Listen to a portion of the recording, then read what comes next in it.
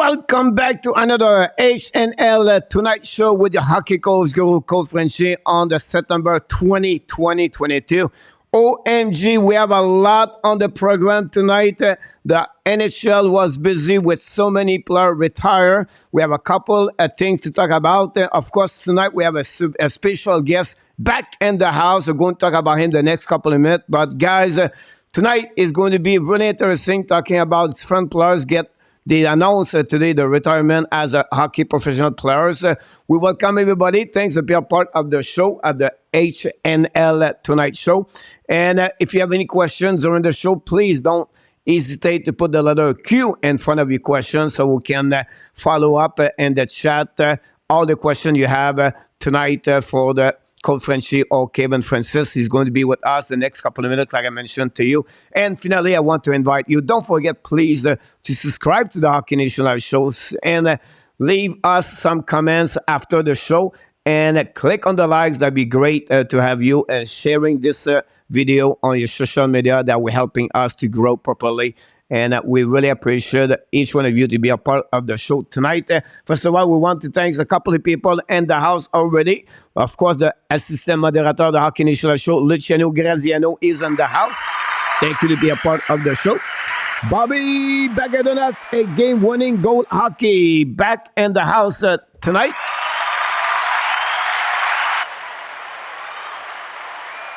We have Vinny James 007 and Stephen Morrison directly from Ottawa. Welcome in the house. Thanks for being part of the show. Carl Reed. Welcome back, Carl Reed and Bobby, like I mentioned. Our friend Tony. Our friend Tony and Mr. Alan Barnes. Welcome back, both of you. William McClary is with us, and Andy Kuivula. Welcome, both of you. Then finally, Dan Asham, directly from Winnipeg, Manitoba, is directly to la belle province of Ontario, Toronto area. Miss Kelly in the house tonight.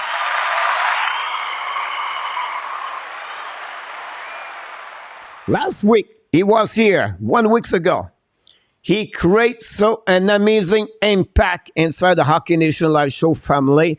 The fans and the chat was really excited about the way he talked about the Ottawa Senator. He knowledge about everything what's going on around the league. He bring us some great highlights about Ottawa and other team. I can't wait, guys, to present to you tonight. Let's follow the welcome back in the house for the second time. Directly from Ottawa, Mr. Kevin Francis. Good to be here, Coach. First of all, Kevin, we want to say thanks so much. We're really grateful. You have a really busy week. I follow you now more and more, and you're all over the map. I don't know. I have 24 hours. I work so hard, but you're harder at me. You work harder. It's unbelievable the way you put your energy, your time with all the sport around you. I just want to say to you, you are the man, my friend. But thanks to be a part of the show tonight. Oh, yeah, I appreciate the kind words. And yeah, my Saturdays are a little crazy with college football. You know, honestly, they shut down at 2:30 in the morning, but I start at noon just watching, right? And I'm taking in basically anywhere from 35 to 40 games. I'm doing different radio hits, doing some satellite radio, and then there's the pregame stuff. So Saturday, I'm operating on fumes, and then Sunday is kind of like, all right, the NFL, yeah, it's busy. But you know what? I'd rather be busy than not busy. I know. When we have a passion about something, we don't work. We just talk about this, and we love to do it. So it's not like, for me, I wake up 4 o'clock, 4:30, and I don't know. It's like I go to the gym. I love the gym. I don't feel like tired. I don't feel like I just go back again like it's normal. It's just crazy when you think about this way, but that's what we do every single day. We love to talk about hockey, and we have a lot on the subject. And to talk about today, we have a lot of content, to be honest with you, not only Ottawa, but other things. We want to welcome back Pierre Martin, and we saw someone else. RG Calabro are back in the house. Both of you, thanks to be a part of the show. And I know you follow hockey, so you know what's going on. Banzastan is back, of course, with us. Kevin, you know what's going on around the league, but we have a couple of subjects. And let's start it with a big one for me because he played for the Montreal Canadiens for over 7 years, 13 years in NHL. But for me, some people said it's shocking. Some people know it not. He retired at 33 years old. And of course, he played in the WHL, so he maybe have some kind of connection or some story. Talk about Piquet Subban. What would Piquet Subban represent for you? You know what? He's, for me, I mean, everyone always talked about how he's a big personality in the locker room. But for me, I thought he was a great personality for the game of hockey, but also off the ice. You know, there's a reason why he's so respected in all three cities that he played in because of what he did off the ice. So involved, always one of the most involved, you know, from his team at the time when he was in Montreal, in Nashville, and in New Jersey. So in terms of him as the person, the human being, that's where my respect starts. You know, there's not many players that could say they donated $10 million, you know, to a children's hospital. It's everything that he's done. And you know what? Just talking with people today, it really sounded like he would have only came back if he could have got even a PTO with the team that had a real legitimate shot at the cup. That was basically the only way he'd come back on a PTO. And you know what? Unfortunately, you know, the last couple of years, he lost a step. It happens, right? But you know what? At least he can, you know, he didn't hang around longer than he should have too, right? And let's face it, it's become a young man's game. So if you lose a few steps, you know, foot speed wise, especially on that blue line, you know what? Teams are going to take advantage of that. So, you know, he's getting out probably at the right time as well. But at the same time, respect the heck out of him. And we had a couple battles here, right? The Sens did, right, with Montreal. And I had the opportunity to talk to him on a couple of occasions. And he always had time for anyone. And, you know, everyone talks about his big personality, but he just got it when it came to understanding how to deal with people. It didn't matter, you know, if you were a kid or an adult. So was I surprised? No, because people had been telling me he'll only sign a PTOs if it's with a cup contender. And there was not a whole lot of roster space on any cup contenders, right? They pretty much got their rosters nailed down. So, yeah, but you know what? Hey, good on him. And, you know, he'll slide into a great TV role. He did some stuff last year. You know, he was guesting with ESPN. He was great in terms of his commentary. So I'm sure he'll find somewhere, he'll slide in somewhere, and he'll start his next career. Yeah, he just got a contract with NHL now for 2024 to have a new show live. He take over like 18 months to prepare the show, so he's already there. You know, he follow his passion, honestly, Kevin. Like, for him, I call him like a part-time player. So what I said that hockey was not his passion. He have other thing on off ice. It was his passion. He goes right there. He just switch where his heart is, and it's all about business, and it's all about to be out of the hockey. And understand he sacrificed every year, every summer to become better. But unfortunately, that's not what he likes the most in his life. It's more about off-ice stuff, everything like that. I call him this. We did a recording video about 1 hour, 90 minutes ago about Montreal Canadiens and Subban. And, you know, I call him the good, the bad, and the ugly. And, you know, he's a great hockey, eccentric players, right? And he been great, like you mentioned, with hospital and everybody around. He's a great human being. He have a great heart, right? And then sometimes a bad thing, and sometimes he was not always in mentally. And but unfortunately, the ugly, I think, is maybe one that he was his worst enemies. Why he did not understand or respect the boundaries, what he can do, what he cannot do as a teammate. He have a lot of friction. Everywhere he went, he's been played, like in Montreal and Nashville and Devils. And obviously, that's what a lot more the teammate will remember the most. Of course, we're not in the locker room. But for me, the series against the Boston Bruins in 16 and 17, I believe, it was unbelievable for the Montreal Canadiens. You know, he played 2 games, and then he won the playoff in 2010. He was under the wing of Hill, the big giant defenseman Al Gill, I'm sorry. And then after that, you know, with the Nashville one, they won the conference final. He performed very well for them. And unfortunately, he really readjust his game with the new development in hockey, unfortunately. And but again, Piqué is going to be always Piqué. And whatever you are a fan or you don't like him, you're going to remember he make an impact in hockey. That's what I most remember about Piquet Subban. He developed a great network off the ice, right? He almost reminds me a little of Draymond Green, right? Draymond Green, with the Golden State Warriors. He's starting to kind of wind down his career, and he's really taken on, his whole role of his podcast and what he's doing with that brand and so forth. So, PK's kind of, following in that sort of role. So, no, it didn't surprise me today. If he was going to, like I said, it would have happened by now. So, but good on him. And the same thing with Zdeno Chara, right?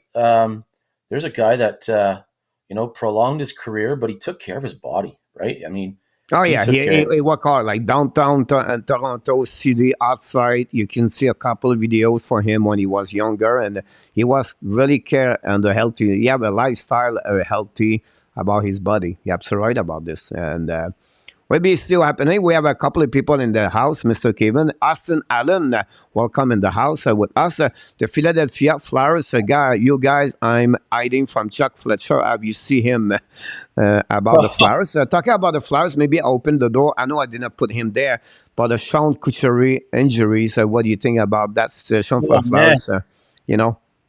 He just came off the surgery, and then sounds like it happened in his off-ice training. And, when a player has, herniated disc issues, this is the second time.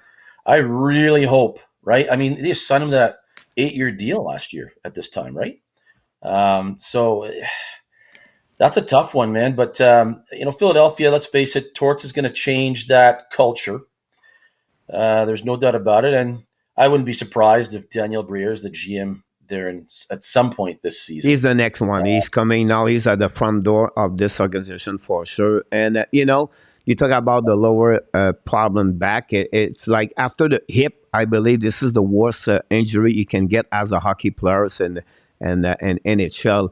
And I feel like, John Leclerc, many players stopped to play hockey, Kevin, because of that kind of problem he has right now. Who is the best? He was skating on the ice a couple of weeks ago. He was like training like he was supposed to be, and looked like now he look at 2 weeks ago or 3 weeks ago. Kyle Turris, 33, he retired, and he talked about some episodes that he'd have when he was in Nashville, where Pecorini would see him and he'd be literally down on all fours, and they'd have to pick him up and walk him to the trainer's room. That's how bad his hip and back issues were, and he suffered with that his last few years in Nashville and then into Edmonton. So there's another guy, 33.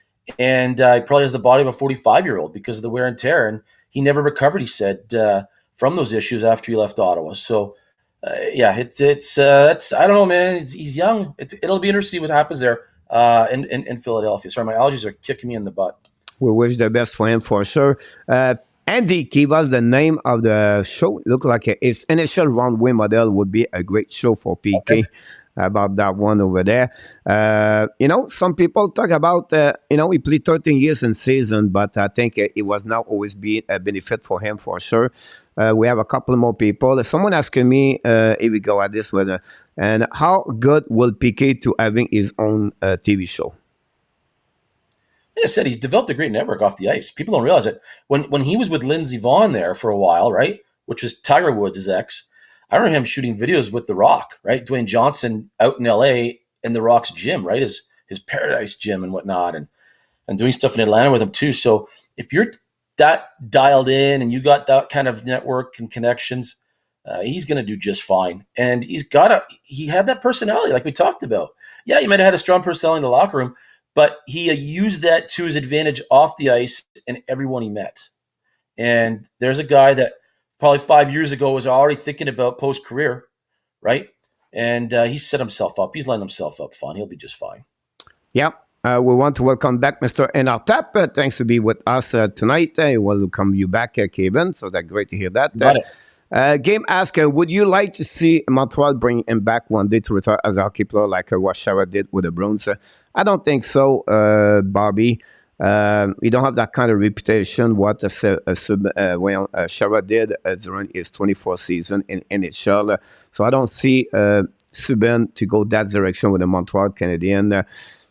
Montreal could bring, or any 32 team could bring him back this year to play at some point, get a PDO. But for him, a PDO was not what he considered, and he can make already more money on the show business, everything like that. So I think for him, he said, you know what, better to go somewhere else. That'd be the best way for him to do that. So, Well, you know. Chara was a captain, won a cup, a little different in Boston, right? He's revered there. He really is. And, it's funny, talking with different people the last couple of days, had a pretty good idea that it was going to happen with Chara. The thing with Chara here, back in 06, when you think back, after that cup run that Ottawa had, they had to pick, and Redden was off a good year. They had to pick between the two, but Chara was going to move on. He wanted to be a captain. It wasn't going to happen here. He wasn't really part of the leadership group here either, right? As at the time you had Alfredson, but you still had Phillips and Redden and Fisher. So he wanted to be the captain of a team, and there's just no way he was going to sign here. And then Chiarelli left as well, right? That whole thing went down. That was a mess too, because I know at the time that Eugene Melnick, was just livid, because when they sent him for that interview, they said, you can't make a contract offer to him, et cetera, et cetera. And that was a mess, man. But, they should have kept Chiarelli at the time, but, they wanted to keep Muckler around and all the stuff we used to hear about that. So now Chara wanted to be a captain, and there was no way he was going to stay here, unfortunately. Yeah, Stratic said that I wish Seattle Kraken could have Piquet Subban for 1 year. Dan said we should invite Piquet Subban. Honestly, Dan is too busy with other things. He's controlling everything like that. Welcome Stratic and Ron with Kings 20 and the house. Thanks to be a part of the show tonight. And then I want to see other things. Good evening. On top, Piquet has only two teams in mind to play for. Either the Habs again in the league, but neither realized so hello retirement. That's maybe a good statement to say that. I think he was looking to maybe back home to play for the Maple Leaf or back again with the Montreal Canadiens. Well, Toronto kind of sealed his fate when Giordano took that, what was it, 750, 800K, right? 2 years. So less under $2 million for 2 years. When he took that hometown discount, and he's got a little more left in the tank, and like that one listener was saying, he was losing a step defensively. He was struggling, man. Teams were coming in, they were just pounding him. And that's why he was getting caught slew-footing people. He was a step slow, right? But and same with Chara. He knew get out now. Yandle hung on. I think he was hanging on for the 1,000 games, and then Philadelphia made that into a mess last year, right, when they made him a healthy scratch, saying they wanted to bring on youth when they didn't really have to. He got a bit of a raw deal there. I know the other teammates weren't happy about that in Philly at the time. He was really shooting for the 1,000. He ended up at 999. And then it was just weird because then they ended up dressing him again a couple nights later. Again, everything that's gone on there in Philly has been a bit of a mess. But, hey, training camps, medicals with a lot of teams tomorrow. I know here in Ottawa, the training camp, they hit the ice on Thursday. So lots of excitement here today after the Sens charity golf tournament with the Sens Foundation. That'd be awesome. We want to thank, first of all, Mark Zuck in the house for a super chat. Thank you very much. Mr. Mark Zuck, thanks so much for your super chat. Very kind of you to helping the Hockey Nation Live show. Another one over there. And like we do usually, we dance, but we're not going to dance tonight. We're going to hype you, Mr. Mark Zuck. So thanks for that one over there. We have another, Mr. Kevin. We have another news, and I'm going to get there. Zdeno Chara retired after 24 season in NHL. Play for many other teams. One of the reasons he played in your backyards at some point for Ottawa Senator. I'm sure you have some story about Mr. Z, and tell us a little bit more about his career overall in NHL. Just his time here in Ottawa is when he really developed into an NHL player, right? Because when he was drafted, out of junior playing in the WHL, and the Islanders had him, and then Ottawa got him in the trade, right? The whole, the Spezza Chara trade and so forth for Yashin.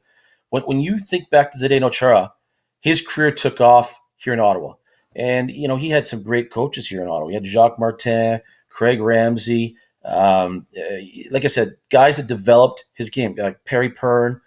I know he, really attributes a lot of his success to the three of them here in Ottawa. And like I said, when he got to Boston, that's when his career took off. And a lot of people will tell you he might have been one of the greatest, free agent signings when you think back.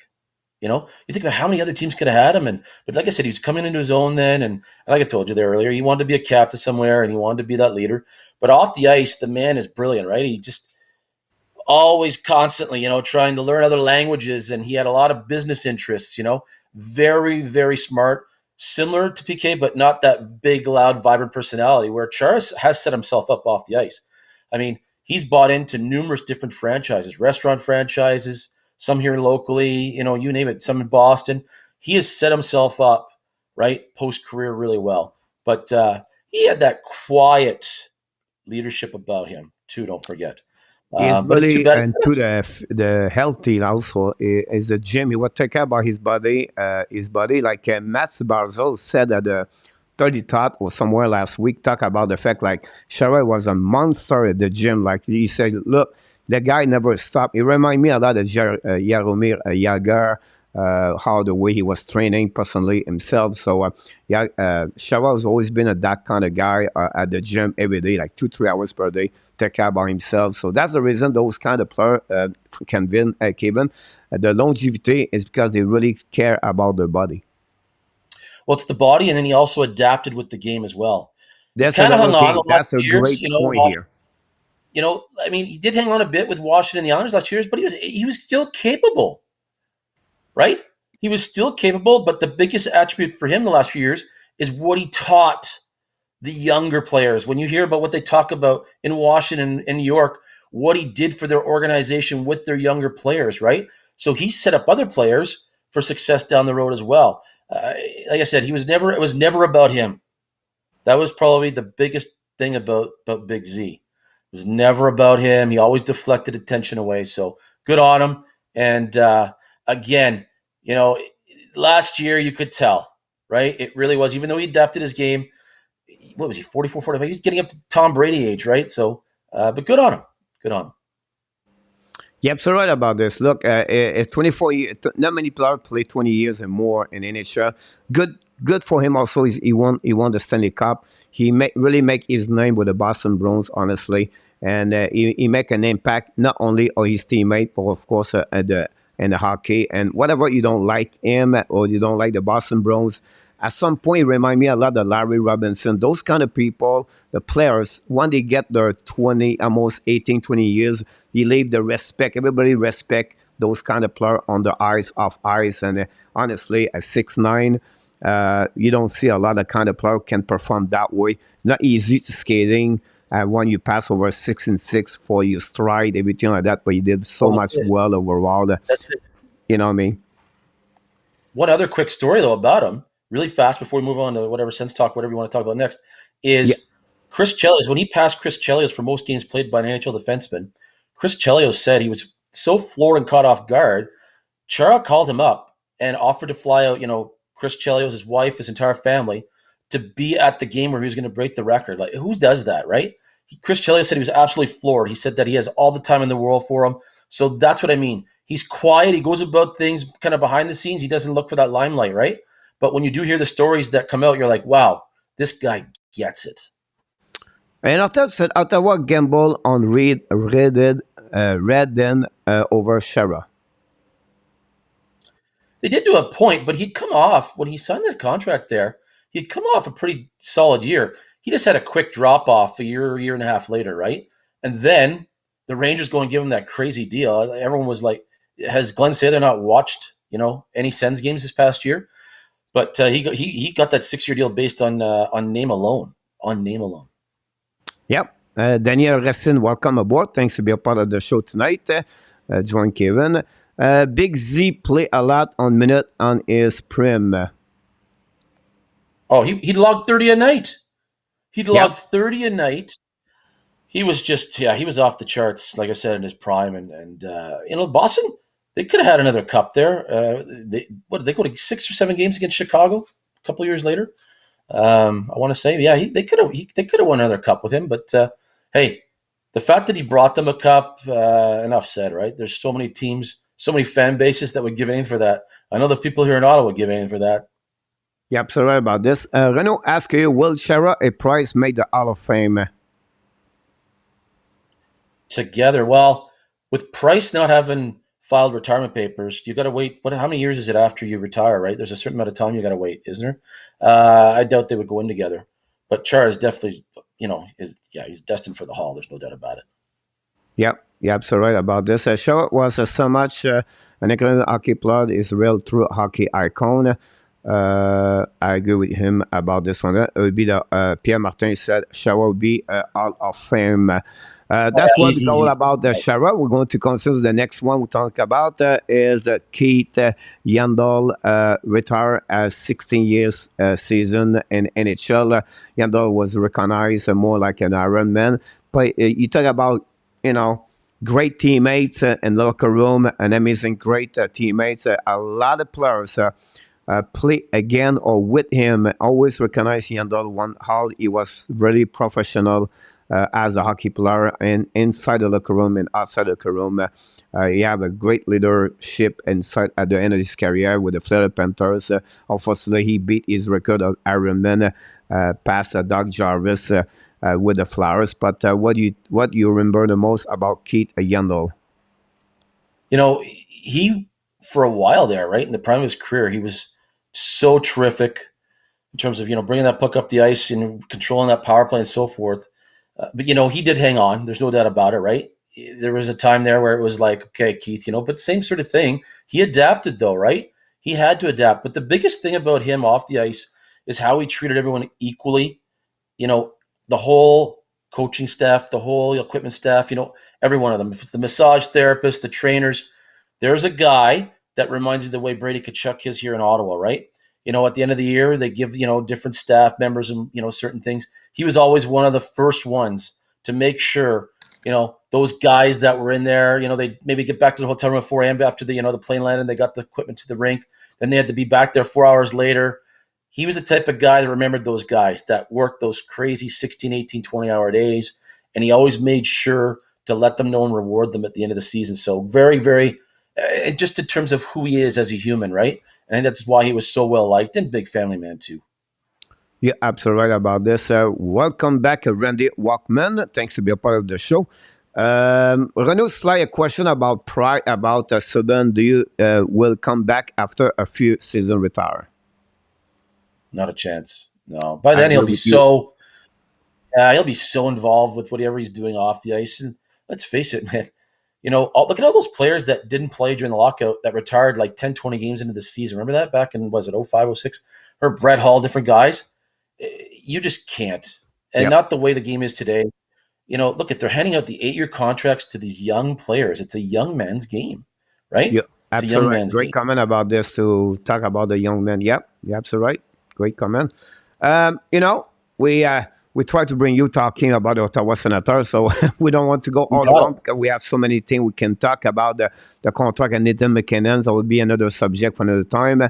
But we want to talk about maybe give us a bit of Senator rookie camp, the three game happening. But we have a question before that. Let's start getting right away with that one over there. And it's good. What serious Ottawa is acquiring Jacob Chychrun. What are they willing to pay, or what is the situation over there? Wow, where to start? He's reporting the camp, but he's made it very clear, and I can tell you this from my contacts out in Arizona, also just in the Western Conference themselves. He's made it very clear to management that he does not want to be a part of the rebuild in Arizona.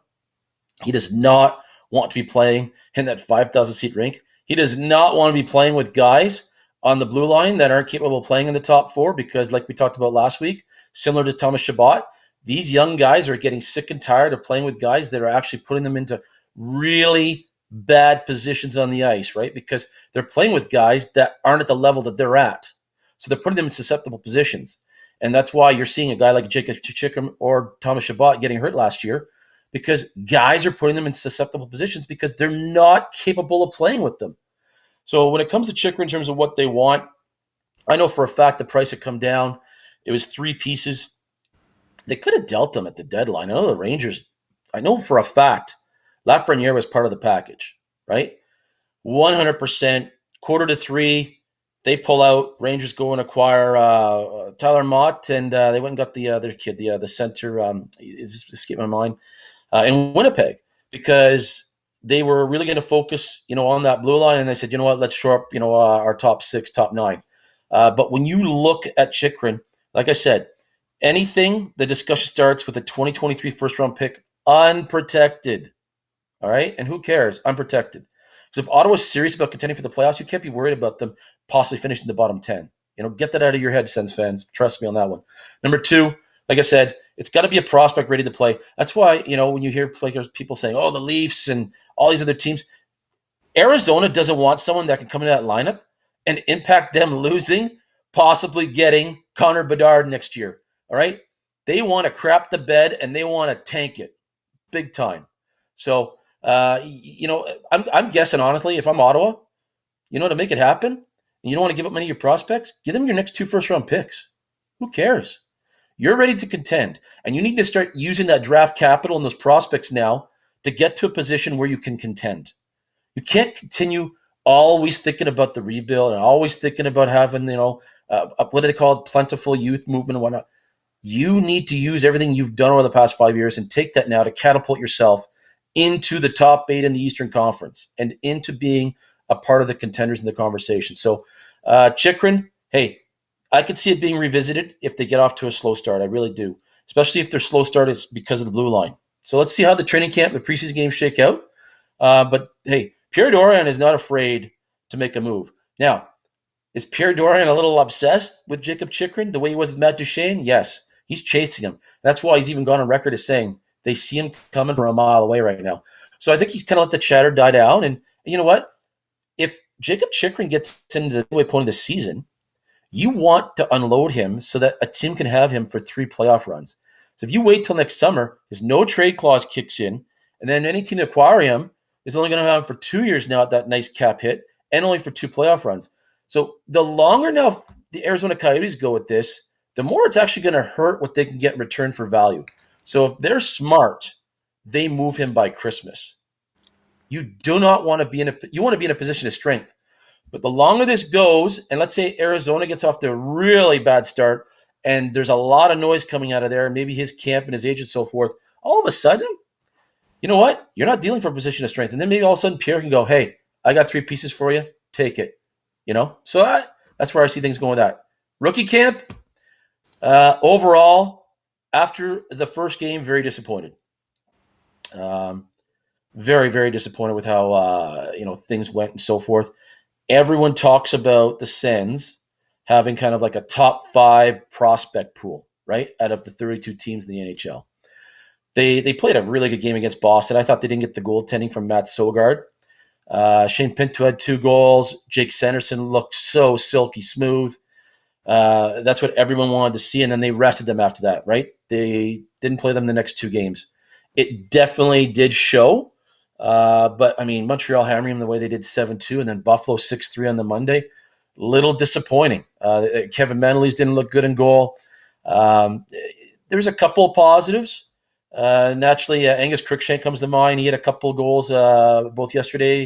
I want to say he did against Montreal as well. Can't recall. But Crookshank is a guy that got knocked out actually against Montreal in the prospect game last year. So it's nice to see him kind of come back full strength. He's a guy I could see maybe getting a couple of games here. I know Pierre Dorion is very high on him. On the blue line, it sounded like Max Gannett, positive reviews. But the one that was a bit of surprise review was who was just drafted this past draft in the 5th round was Jorian Donovan, who's Sean Donovan's son. And I've known the family for a long time, and that's no surprise. And he's with the Hamilton Bulldogs in the OHL. So he's a guy that showed well. And you know what?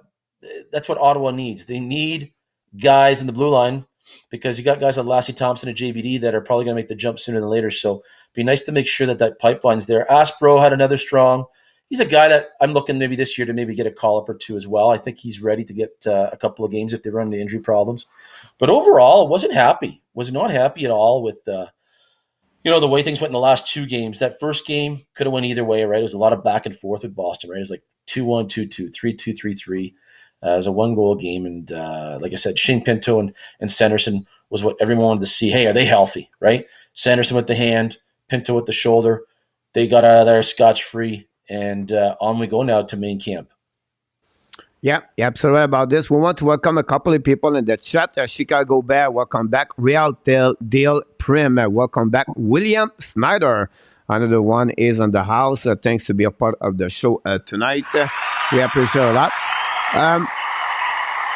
For the people, maybe we did not see him last week. Kevin Francis is a great writer in hockey, knows his hockey, very knowledge about hockey, not only the Ottawa Senator, but everywhere around the league. You can see already by his answer tonight how he really deep about different things. We have a couple of questions going to answer to you guys the next couple of minutes. Of course, he was drafted 10 overall pick a couple of years ago. I see him again a Montreal Canadian. You follow him for sure, matter at me. I was really questionable when I see his name out at 10 overall pick. I know you know already what I'm talking about, Tyler Boucher. Where you going? I didn't even mention his name. I didn't even mention his name from the prospect challenge. You know what? I'm going to say this. I feel bad for him because not just the fan base, but just the media overall in general, right? It casts, when you're drafted in the top 10, especially in that draft, because there is a lot of high-end skill, right? You know, it casts basically a kind of a bit of a, you got expectations, right? And the problem last year was, here was an 18-year-old, goes to Boston U, playing against guys that are 4 and 5 years older than him. It never worked. He's been dealing with injury issues. At least when he got here to play the 67s, he started to fit in a little. I'd like to see him get a full season here and have an impact. Yes, his skating, his wrist shot, everything looked not too bad at the Prospects Challenge. But you know what my biggest worry with him, and I hope it gets better with him and so forth, it's just his hockey IQ, hockey sense. It's lacking. He's 19. That's going to hopefully grow. And maybe if he gets a full year at the 67s and he's healthy, that will help too. The other aspect that I was a little disappointed about, finding out about, and just goes to show you sometimes these schools, the NCAA schools and whatnot, kind of let these young guys, that kind of forget about them. They said, you know, when he came to play with the 67s, and again this summer, that's why he stayed here all summer. He worked with Shelley Kettles, who's the pro skating coach here, and also worked here with the trainers. His flexibility, they said, was just atrocious. And they said his edge work had a ton of work, though. So you think to yourself, you drafted this guy. How did you not know all this, right? So now Ottawa's having to almost like reshape half of his game. So thankfully, Ottawa can be patient with him. They don't need to rush him. Let him have a full year of junior, right? And then maybe next year he gets a full year of seasoning in Belleville. And let's hope that his skill level rises and then it continue to work, like I said, on his skating, on his flexibility. They said that they've already seen a big improvement. So I hope for his sake he's able to. I know the fan base is hard on him. I was at one point, but now when I've learned more and I've talked to different people and so forth, there was issues there that were out of control that, you know what, the people surrounding him just didn't help him with. And now it's been, you know, at least now it's being worked on, right? They sought out the issues. They've attacked it. They got the proper people working with them. So from that standpoint, I don't see him playing in the NHL for 2 more years anyways. See how it goes. We have a couple of questions we're going to go through because I don't want to go too deep because people ask a lot of questions. And now I try to balance everything to be sure we keep controlling. Let's start with that one over there. I heard like, someone said possible like some injuries to Suzla and Joseph. Matthew Joseph, he had an injury to end the season, but they said he's healthy and fine and whatnot. Stützle had the knee issue, right? And it continued throughout. There was a lot of times where he suited up. He took a couple of nights off, but towards the end of the season, he was suiting up when he really didn't need to. And then it kind of curtailed into the World Championships. Thankfully, Ottawa had their entire staff over there. DJ was coaching and whatnot as well. So no, Stützle's 100% ready to go. Matthew Joseph's injury was just more or less the end of the season. They thought, why push it? Why press it? It was a shoulder. And they're both ready to go. They are both ready to go. But Ottawa shut him down purposely over the World Championships when he was with Germany. They were not going to let that linger because they already did, right, as a team and organization. But he's a stubborn kid. He wants to play. But you know what? It did linger and it did get worse. And then it was, you know, you re-injure things easy, right, when you don't get fully healthy. And that's what happened at the World Championships. But now, no, both their systems ready to go. They looked fine at the golf tourney today. How confident are you at the Senator goaltending with Talbot and Forsberg? Very. I like it. I really do. Because you've got a healthy competition there. You got a nice veteran now, right?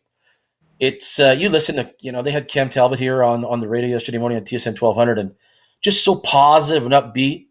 I like what he brings to the table, and he's not past his due date. You know what I mean? Like, he's still got some great hockey in him, and if depending on how things go this year with Mandolise and Sogard, come the trade deadline, Ottawa might be like kind of what they did with Forsberg last year, right?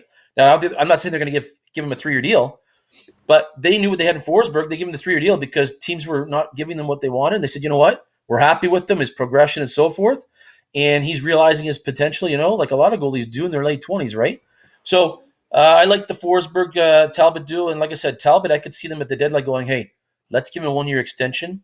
Maybe Sogard isn't ready, right? So I love it. And like I said to you guys last week, I really think that, because DJ being loyal the way he is, he will give Forsberg that first start and goal. They have no back-to-back night games the first month of the season. So he's going to be able to platoon them. And I think he's going to be able to, keep them both happy. But it wouldn't surprise me at all if Talbot ends up actually maybe taking over the number one role. I see. Carl Reed, welcome back in the house. We answered his first part of this question. The second one, do you think they should pick up a couple more players? We expect anything else could join the team? We know they have a couple of PDO now with Derek Brassard, and others. But what do you think we expect for new players? Well, I mean, I don't know what you want to get into after with guys that are unsigned as well and whatnot. We talked about that before we came on the air. I can touch on that a bit if you want. You know what? In terms of acquiring more players, like we talked about, I really think the point of emphasis is going to be on the blue line. They got 7 guys, I think, now in a one-way. And then you've got Lassie Thompson and JBD ready to knock the door down. Like I said, ask me that question after the preseason games, right? Because I also think that what's going to happen here, and I mentioned this, in the comment section of my blog, and I mentioned it on Twitter as well. I said, you know what?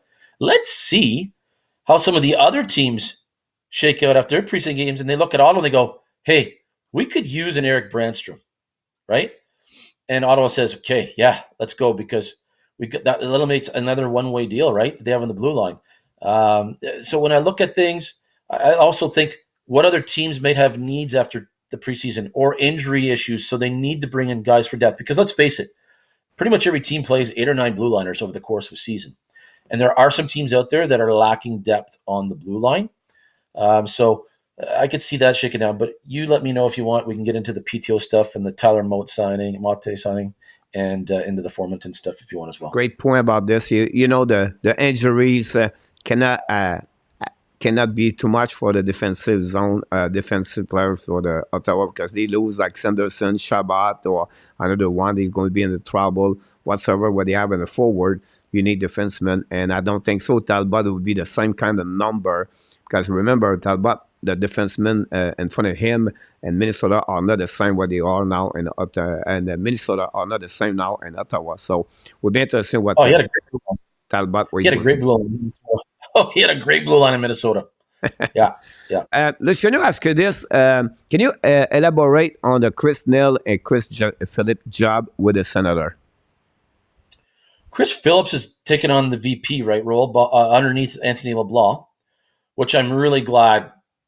Don't get me going on Anthony LeBlanc. People know that in my blog and on Twitter the last few days. That's something we could talk about too if you want to as well, because I really feel that the francophone Sens fans are, blatantly ignored over in Gatineau. It's actually sickening, I think, for 30 years.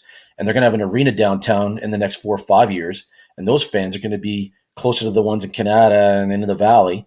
Anyways, that's something we can get in another time. Chris Phillips, first of all, he's, business-wise, he had the big rig, even though the name's there. They sold that off 2 years ago, right? He even got his real estate license like his wife, Erin. But he gets the business side, and he's actually digging his heels in. So he's going to be terrific. He brings a lot of credibility, and I think it'll be great to speak with the business community, corporate sponsors, and just fans in general, because people have a trust with him. Because everything he's done has been gold in this city, both when he played and when he finished playing with the Sens Foundation, right? It was him and his wife that kept that going forever until everything fell apart because of Eugene. So I love what he's doing, and it's on the business side of things.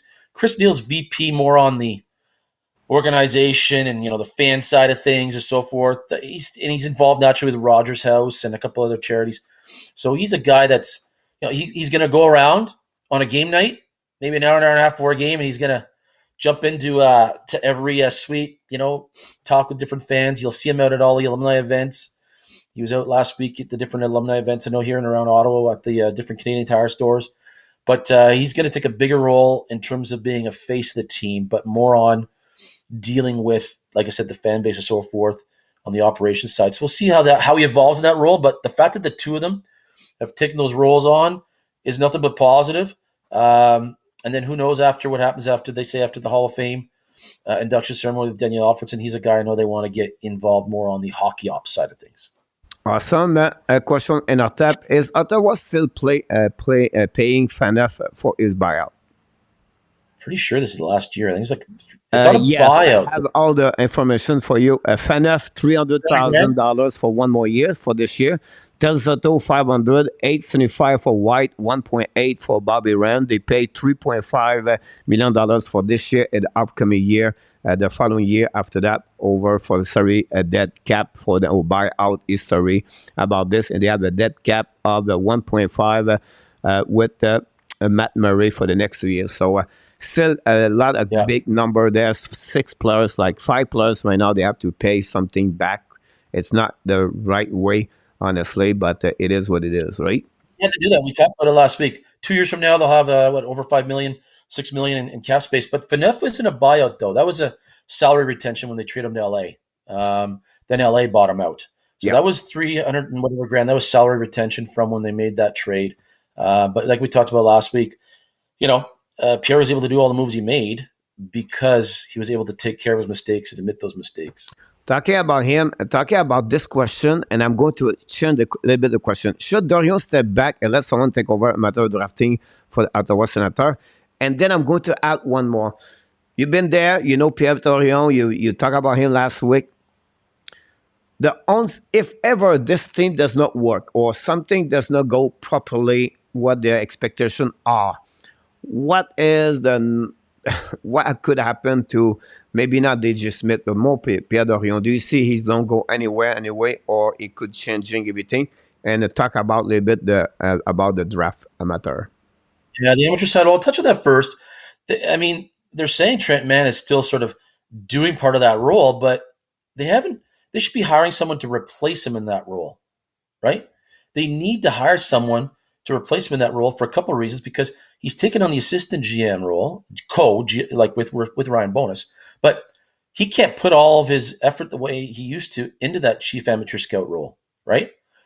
Dorion, he's always going to, I know for a fact, and I talked about this in my blog in the past, but, he had to be convinced 2 years ago not to trade down from the 5 slot. Like, he had to be convinced to take Jake Sanderson because he wanted to trade down and reacquire more picks. That's what he's all about. Can you imagine if they didn't draft Jake Sanderson? I'm not kidding you. The argument and the war that went on in that draft room that night, that I'm telling you, was not pleasant. All right. And I got that firsthand account from someone who's not in the organization anymore that was there then in that room. So Pierre, that's why no one else has been hired on the hockey ops side. He wants less mice in the room. He wants nobody that will take him to task. He thinks the less people around, the better, when it's the opposite. Every other team that has success in the hockey ops side, because he's messed up on the pro scouting side more than any damn GM in this league has over the past 3-4 years, with his free agent signings and his horrible trade record over the last couple of years. So when you look at things with Pierre Dorion, he, I think, would be better suited if he went in and became what a Brendan Shanahan's doing, and then let someone take over the GM role personally, and then you have someone else that takes over then the chief amateur scout role, because Trent's going to be spread too thin. But, this is where I have a problem. I have a problem with what's going on in the front office and the hockey ops and the money they're putting into it, because they're not putting more dollars into it, right? They haven't yet. They put a ton of money into the players. If you want to continue to be successful, not have to go through another rebuild 5 years from now, you need to invest right now on the hockey ops, the pro side of things, and also more money into your into your drafting. I mean, let's face it, they also got to pay Pierre another $1 million the next 2 years. So on top of all that other money you talked about, Pierre's got $500,000 this year, $500,000 the following year, right? Does he? What's his shelf life? Like I said last week, people forget. He fired Dave Cameron, coach one, boom, gone when he took over. All right. So then he had Guy Boucher, then DJ Smith.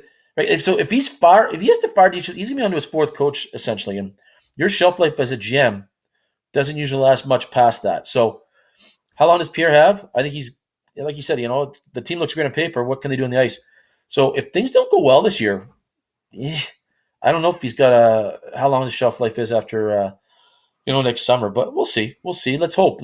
We hope. We all want the best, but we got to see how things shake out now on the ice. But from a hockey ops side of things, I'm bothered still by a lot of it, and I see the other question there. Awesome. We want to welcome back everybody in the chat. If you didn't mention your name, I apologize. We're just busy right now with our question. We have a lot, so we want to concentrate right there. Not this one, but this one. How the Chien, the family, sell the Senator after this season? They got no choice. And I went into it a bit last week, and I can go into it a little more. Everyone goes on and on. Oh, the daughters. You know what? The oldest daughter doesn't care if they keep it or sell it. I can tell you that right now. And the mother has encouraged them to sell. It's the youngest daughter that's the biggest issue, and I'll leave it at that without putting anybody down. But when it comes to selling the team, they should sell it and keep a 10% stake. But they're going to have to sell it. So it's not should. They're going to have to, because less than a year from now, right, they've got that whole deal with the NCC. But it's all contingent on a bunch of things happening. So that's why people made such a big deal back in June. But hey, folks, a lot's got to happen. But like I said to you guys last week, let's see who lines up with the Sens Foundation. So if you see a John Ruddy or a Greenberg or a York that just sold Farm Boy for what, $800 million to Sobeys, you're seeing these guys lining up on the Sens Foundation side of things. That'll start to kind of tell you and give you hints on who's probably going to hopefully buy the team if they sell it, because they're the only ones that have the pockets to make the arena deal happen, because the daughters don't. The entire ownership group there still doesn't. If they sold the team today, all right, and the arena for $500 million, they'd get $200 million. That's how much in the red they are, folks. Okay? And I said this last week. They went to the league in March and asked for an advance on TV money. So people got to get this out of their heads. Like, oh, the daughters just done it. No.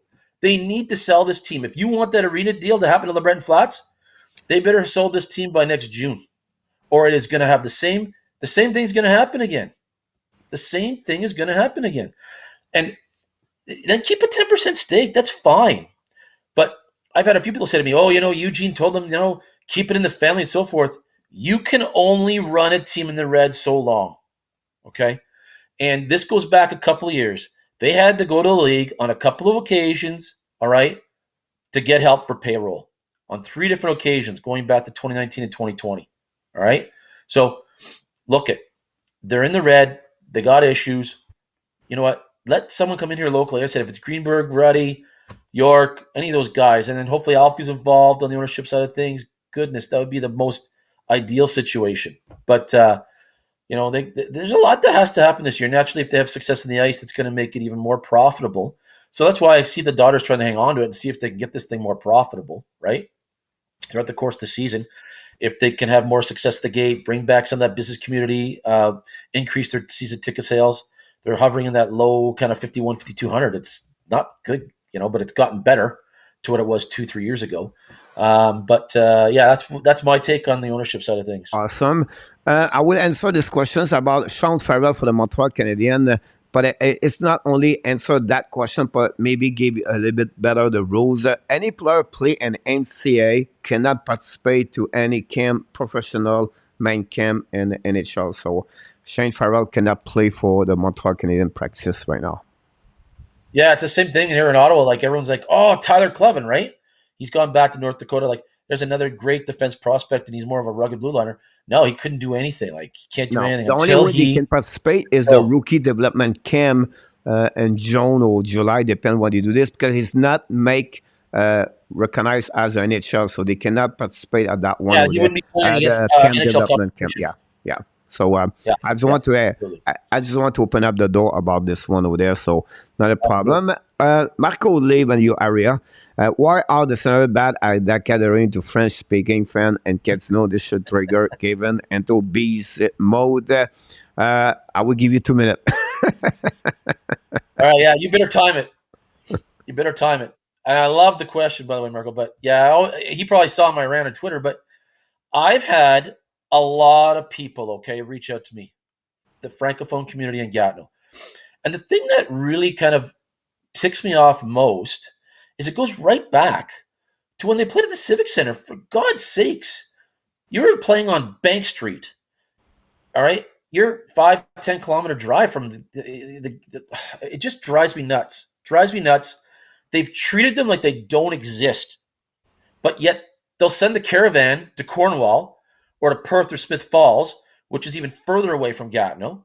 But they don't go over to Gatineau. And two our two alternate captains are French speaking, and Thomas Chabot and Claude Giroux. And then you got Matthew Joseph, another French speaking player on the team. They did nothing when they had JG Pajot here as well. Like it goes back, different, phases throughout this organization. They took for granted when they were selling out back, from 2000 to, like 2008, 10. They took it for granted. They just figured it was always going to happen. But you know what? It doesn't. And they've alienated the fan base over there. I got friends that live over there that tell me they see more about the Montreal Canadiens marketing campaigns than they do about the Sens. Problem, right? And there's a lot of people I know that have lived in Ottawa, moved over to Gatineau, and they cannot get over how little they see over there. But yet, you got a guy like Sylvain Saint-Laurent, you got the press, you got the RDS. They cover the team. They got French-speaking media here every day covering the team, and there's nobody going over there to promote what's going on with this team. It's absolutely mind-boggling. You got Pascal Leclerc, who lives here in the community, okay? Another French-speaking guy who's part of the alumni. Get him over there. It's absolutely unfathomable that a team and organization, I don't care what city you're in. Can you imagine, okay, the Philadelphia Flyers basically saying, you know what, piss off to anyone that lives more than an hour away from where they play when their training facility is in Voorhees, New Jersey? No, not a chance. Not a chance. Fans, think about this. Do you think the Saskatchewan Roughriders say, you know what, you don't live within half an hour of our stadium, we're not going to cater to you? Those fans, they've catered to that province for years, and that's why they sell it every game, folks. Because people will come from 4 or 5 hours a day, and they plan their weekend around Saskatchewan Roughrider games. Why? They've marketed it to the entire province, and they haven't alienated people in that province. And Ottawa continues to do it across the river. And quite honestly, Anthony LeBlanc, I've had numerous people tell me they've tried reaching out to him. I've tried reaching out to him, and it's radio silence. And our mid-morning show here again today, that we're there live from 10 to 2, Steve Lloyd and Graham Creech. Sorry, guys, you blew it again. You had Anthony LeBlanc on the radio for 10 minutes, and not once did you ask him a real business question. You should have asked him, when are you going to engage the francophones in this city, not just in Ottawa, in Gatineau? Rant done. Awesome. Look like he fire you up. I love it about this one over there. Well, you know what? They complain. Last year they complained about how the arena was half empty. Reach out to people within an hour radius of your arena. Yeah. Like, don't tell us. Look at Eugene Milne, like 5 years ago at the not the Winter Classic, they called it the Heritage Classic, right? Oh, yeah, we can't sell out. Might have to move the team. Eugene, alert. You got fans over across the river that have never felt a part of your brand. So, you know what? Before you start putting your hand out, do your job as an organization. Sound good. Look great. Next question. I like this kid become a star this year. Sherwin Pinto with injuries, unfortunately. What is the situation, his condition now with the Ottawa Senator, or what do you see him in the lineup? We've only seen him for 17 games because last year he played 12, 5 in the prior season when he left university and declared pro. I think his ceiling. We don't know what his ceiling is. That's the great thing with him, is I think big things, as long as he can stay healthy this year, right? People have even gone on record as saying, hey, he could push to be down the road here, being the number 2 center. right? So would that mean that Stützle's the number one center and he pushes Josh Norris? I'm just telling you, people got big expectation for him. I just hope it's not too big, right? But it's nice. He can kind of settle in this year, play that third line center role, right? And he should have some good line mates there. He's definitely going to have Matthew Joseph, and maybe that's the next thing we can get into with who he'd play with, because we all know Formington's not going to play here this year. But Shane Pinto, love his game because he plays a 200-foot game, great in the face-off circle. And the reason why he's got such a high ceiling, the guy was playing two sports still at age 16, right, out in Long Island. He was still playing baseball and hockey. He hadn't picked hockey as a sport until he was 16. So this guy has got a long way to go. It's going to be fantastic to see his growth and development. I can't wait to see it this year.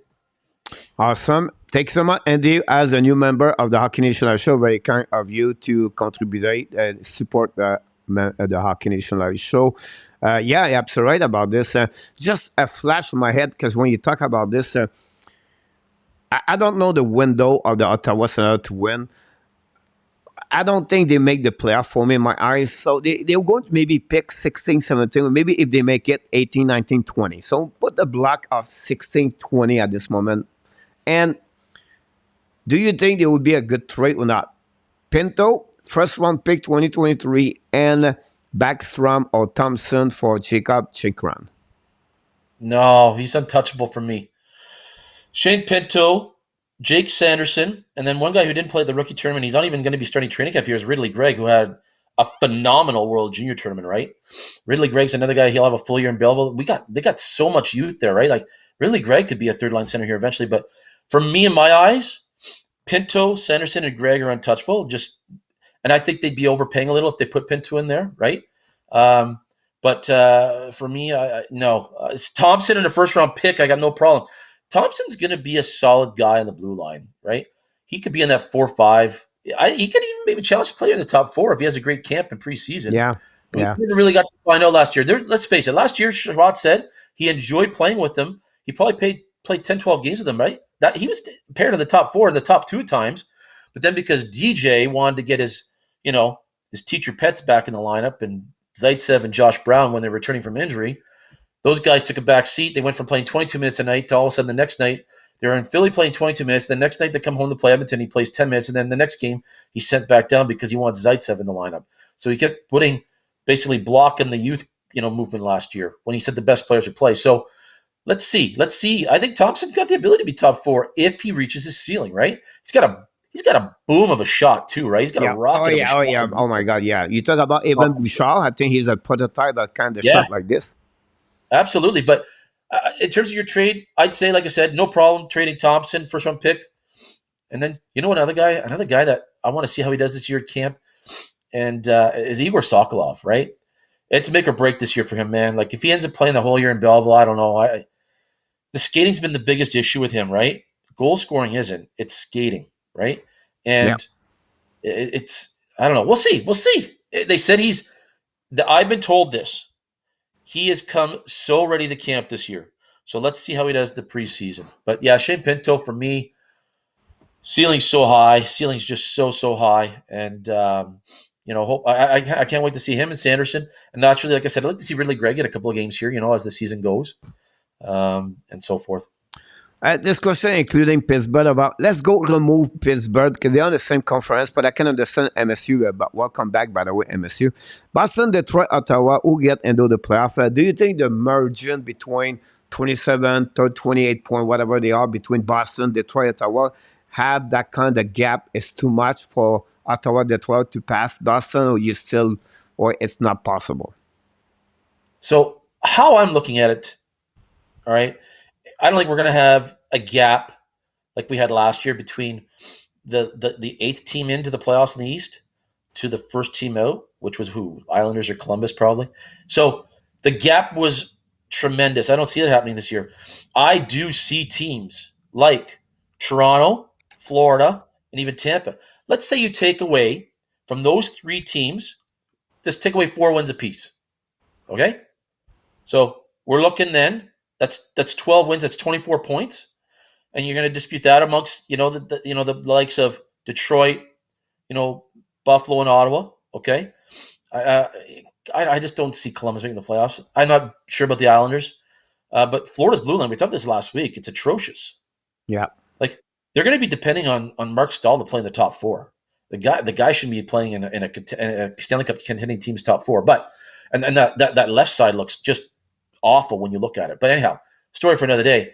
My take is that some of those teams, and then you look at Pittsburgh and you look at Boston, because Boston, let's face it, with Gretzky, Marchand, McCoy, there's gonna be a lot of McAvoy. Sorry, there's gonna be a lot of guys out of that lineup. So they're going to lose some points there in the first 5-6 weeks of the season. All of a sudden, these other teams are going to start grabbing some of those points. So the gap will close. There's absolutely no doubt about it. If it boils down to injuries too. If a team like Ottawa, if they can stay healthy, maybe they get past that 85, 88 point mark. If they can stay healthy and then take advantage of other teams not being healthy too, right? So there's a lot that's got to happen. But Ottawa should be playing meaningful games in late February, early March. But again, and we can get into this here in a bit, that's why Pierre Dorion took an absolute bath last year, because he had no depth, right? Especially up front. It was just atrocious when COVID hit and the injuries hit up front. He had no depth. I think that's another reason why they went after those guys, the PTOs and so forth. And we can get into that next if you want to. Yeah, great comment about this one over there. Would be interesting to follow, whatever. Oh, Mr. John did it again. Great super chat. Great super chat, Mr. John. Thanks. Welcome back in the house, John. We miss you during the off season. Big fan of the Colorado Avalanche, Mr. Kevin. He's already a great supporter. Helped the Hockey Nation show. So thanks so much, Mr. John, for your super chat tonight. I wonder what John thinks of the Avs signing Alex Galchenyuk to a PTO today. My goodness, how's this guy hanging on? Oh man, he was atrocious in Arizona. I'm stunned that the Avs sent him to a PTO, but anyhow. Yeah, you're absolutely right about this. I just want to mention everybody. All right, Coach, you don't dancing. No, we're not dancing we have a guest during the week. So we'll be back dancing when we're going to have our own live stream with the Montreal Canadiens. So I just want to sharing this because people, you don't dance anymore. It's not the case. It's just when we have guests. We want to be more into them. So just want to sharing this with you. Well, a couple of questions. We'll go to wrap FIY here. This one, if DJ Smith does not move out, if Senator have another slow start, who would be the ideal coach for this group moving forward? Well, I got into a bit last week, but I'll even go further into it now. Like I said, you cannot promote Jack Capuano. I just don't see him being. It doesn't work. Ottawa did that here before. They've tried that before with John Paddock, right after the Brian Murray. It just doesn't work when you promote. Dave Cameron lasted a year and a bit after they promoted him. After the Paul McLean firing, it doesn't work. Look at last year in Philadelphia. What a train wreck! Promoting from within, it did nothing. I've said this before. I'll say it again. Troy Mann. A lot of the guys that are playing here, he's had them. If it's Josh Norris, Drake Batherson, different guys in the blue line, you name it. And guys that are going to be competing here too, right? Not too far down the road.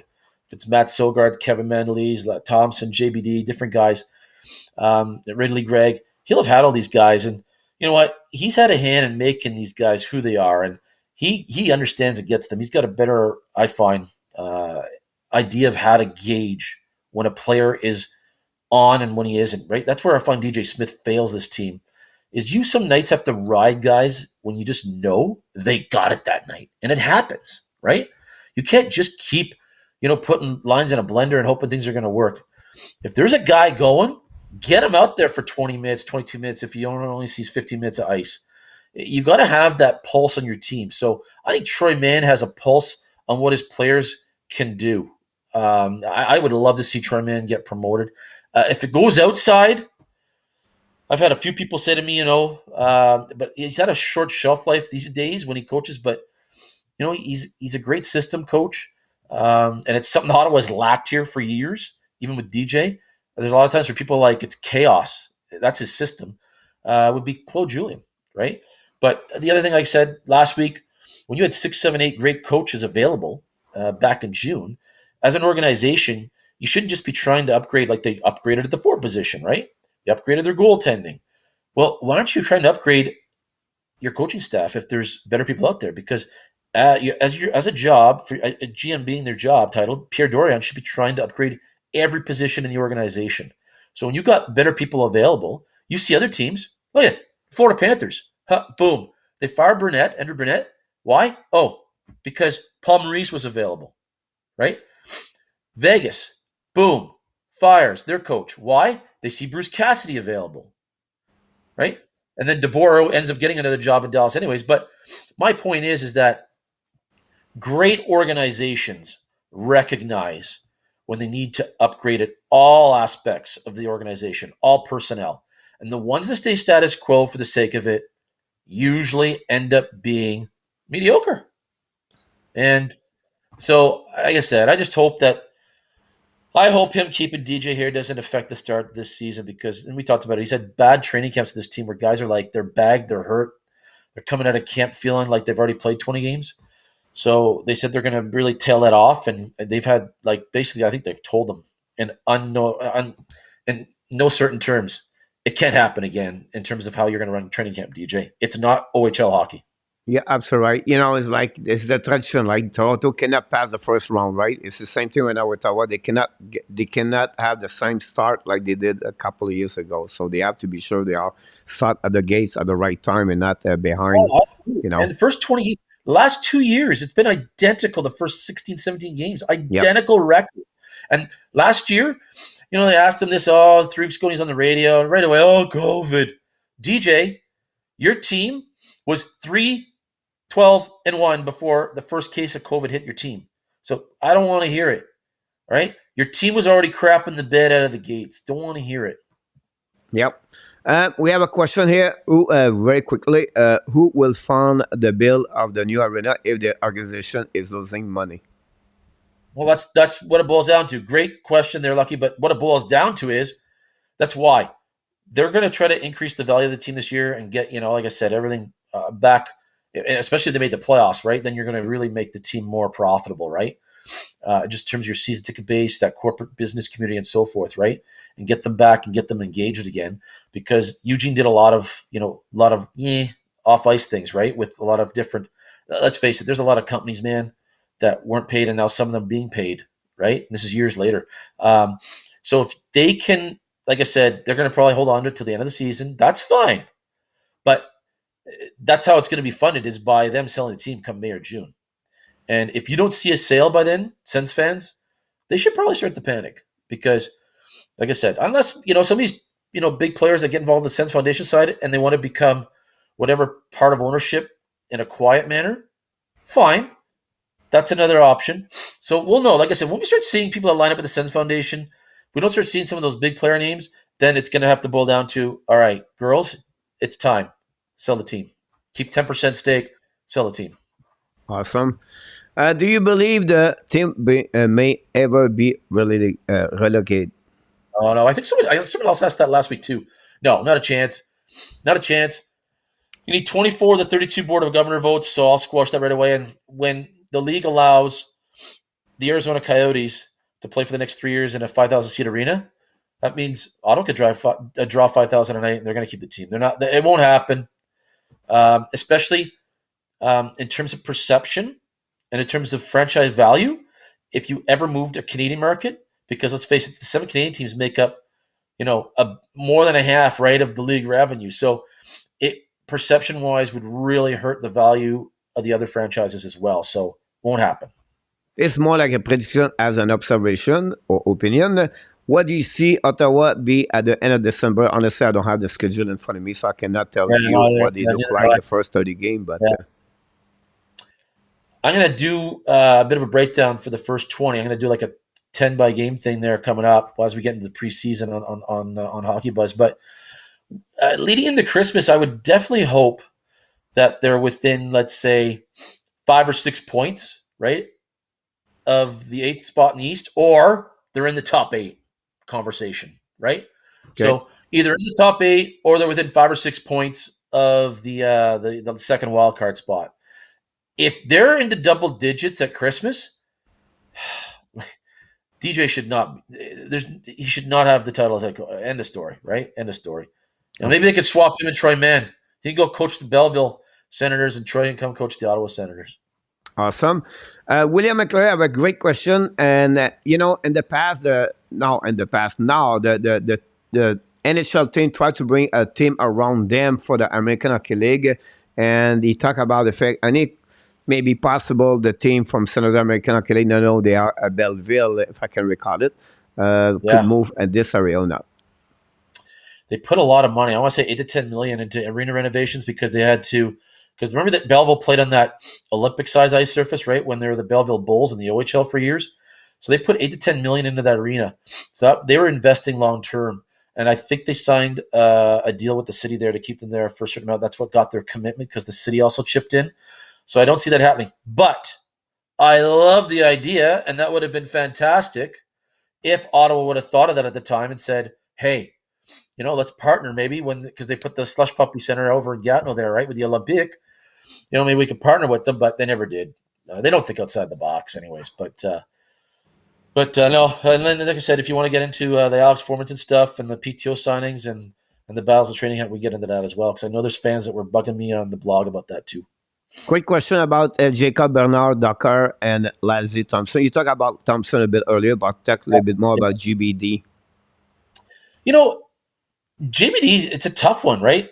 Because he's that quiet, steady defenseman, great first outlet pass out of his defensive zone. And he's not going to, put fear into you when you cross the blue line. I personally just see him as a bottom pairing guy, but a solid, steady guy that, you could have for 10, 12 years. But, you know what they say, if they don't notice you on the ice, that's a good thing, right? And that's how he plays his game. Simple, smooth, good skater. Good first pass out of his defensive zone, kind of like Wade Redden in a lot of ways when Wade was breaking in, right? But he doesn't have that offensive upside where Lassie Thompson can quarterback a power play, and he's, like I said, he's got an absolute bomb of a shot.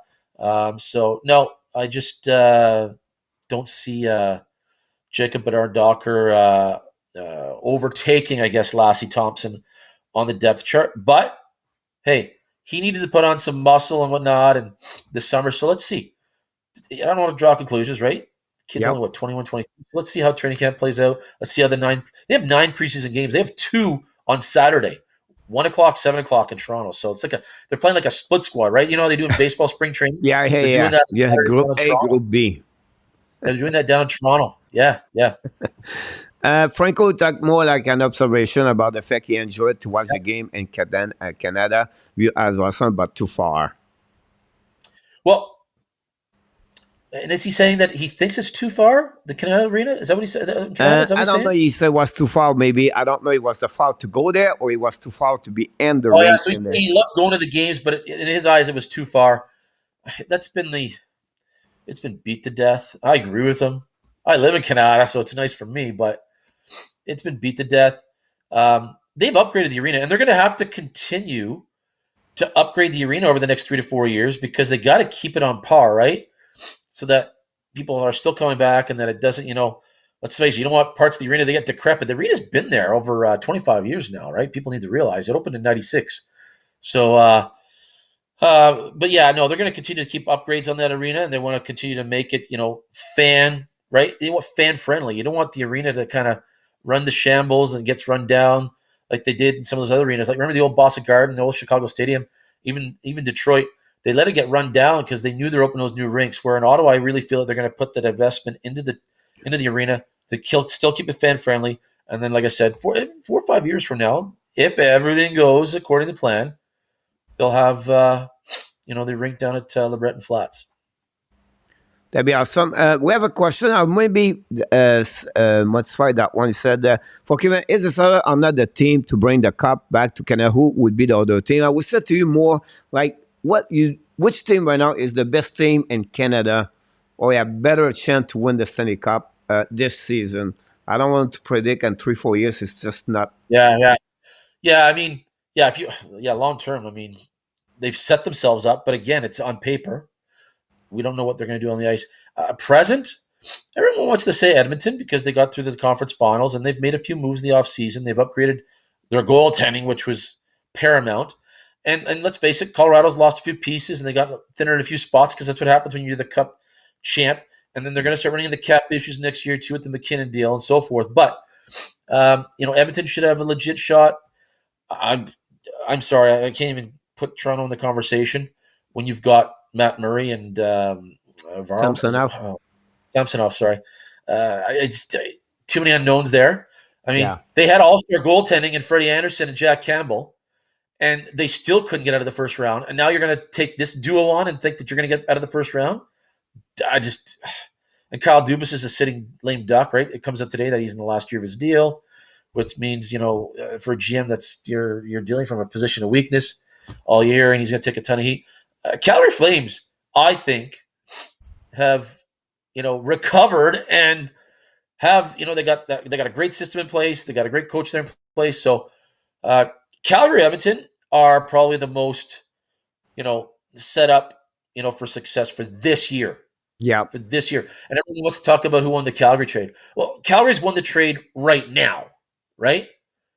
Talk to me 2-3 years from now, right? Talk to me 2-3 years from now. But you know what? Long term, maybe not, but right now they did. They had to be in win mode. They had to be in win now mode. So you do that. You have your window, take it, you go.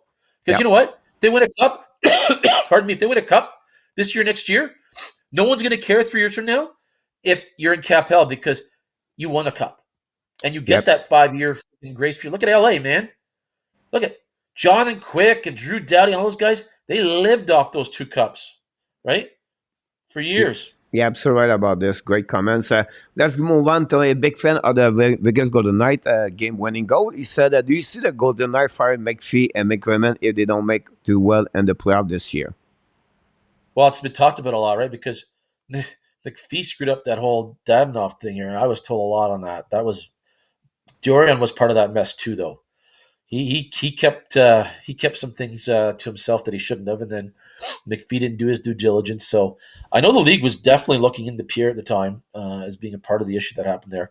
But McPhee's he's firing coaches, when you got to fire the 2 coaches he's fired, both have jobs, right, in New York and in Dallas.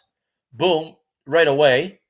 So that tells you a lot, right? That those guys were respected, and a lot of the players really liked those 2 coaches. I don't know. Vegas, the goaltending is going to be a problem this year, right? The whole Leonard thing.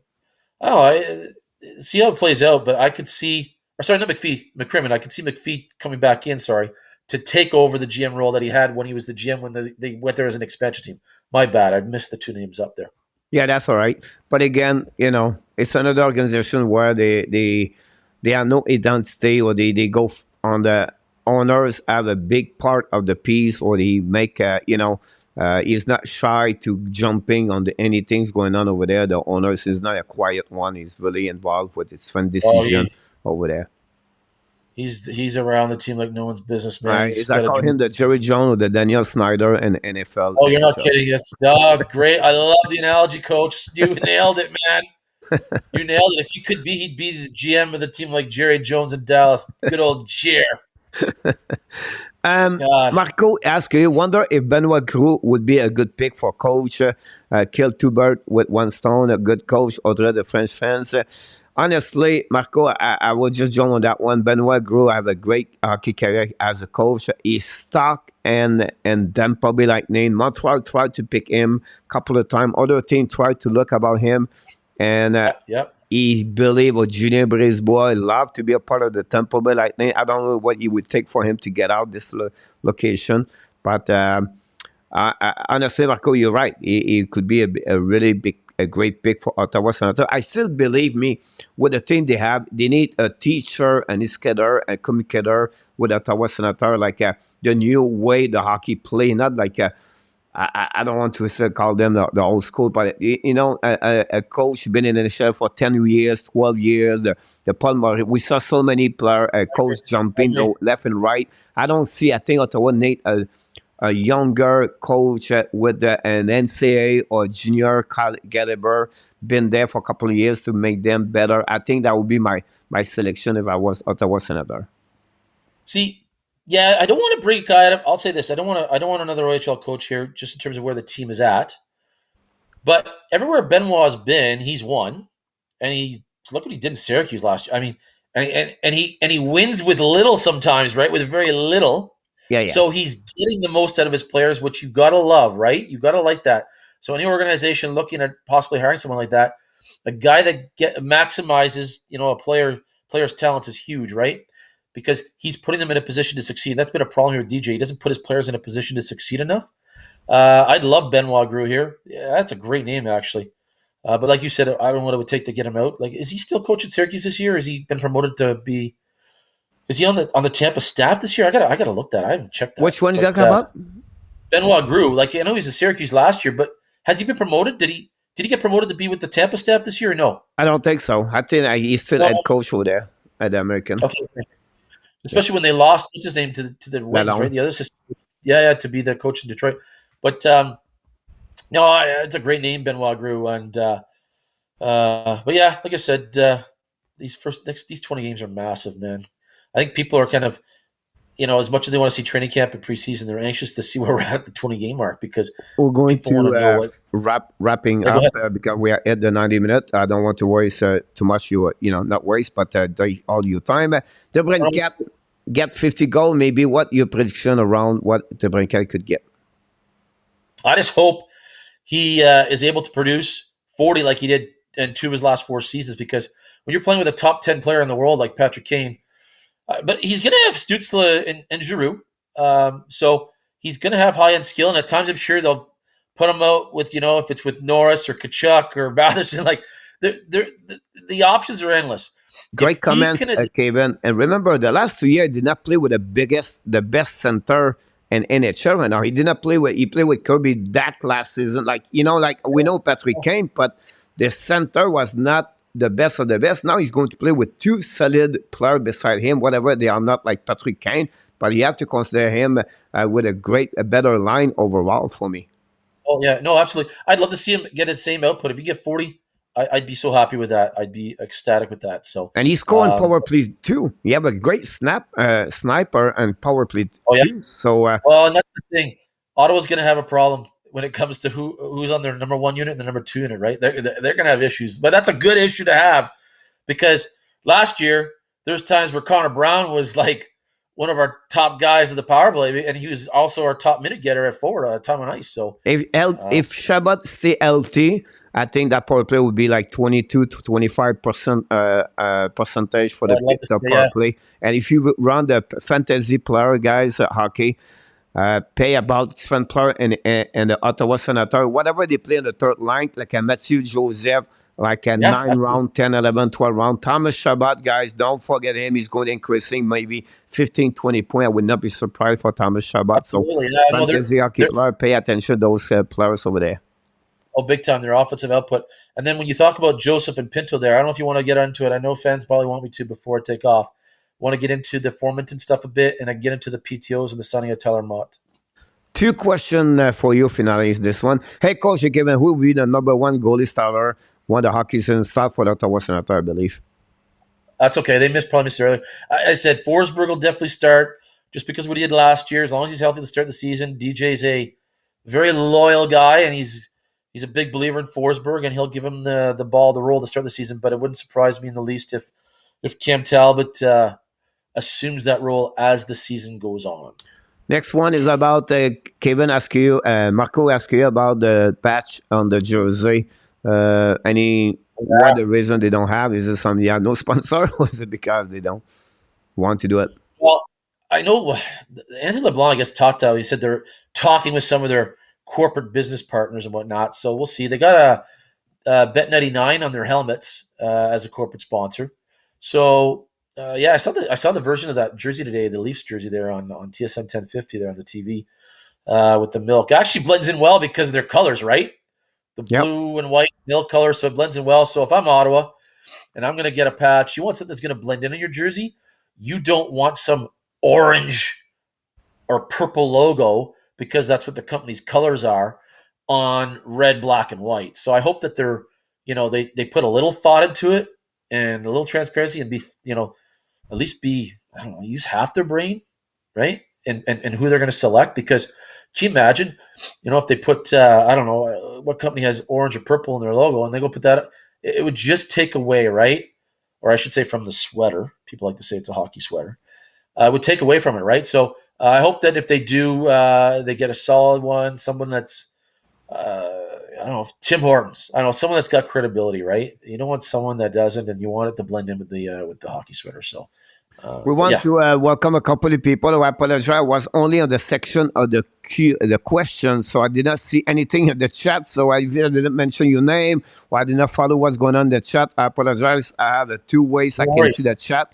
And for me, I was focusing on question because we don't have Kevin all the time. And Kevin is so much great on the knowledge. Kevin, so much appreciate your time to be with us. And it's so amazing. I don't know if you want to stay. We already go 90 minutes. We're going to finish the show on the Frenchy quiz, my friend. I can stay on for the 5 10. If you want quickly, I want to just touch on that. I've mentioned a few times because people are bugging me about it. I'll just quickly touch on it. Before you start this, right? The question came in the chat. I did not mention this, so I don't want the name is out on the chat. So I want to be sure it's there. So it's up to you, but the name is out there. Oh, we're talking about Alex Formington. Yeah, is it that's what you're going to talk about, or?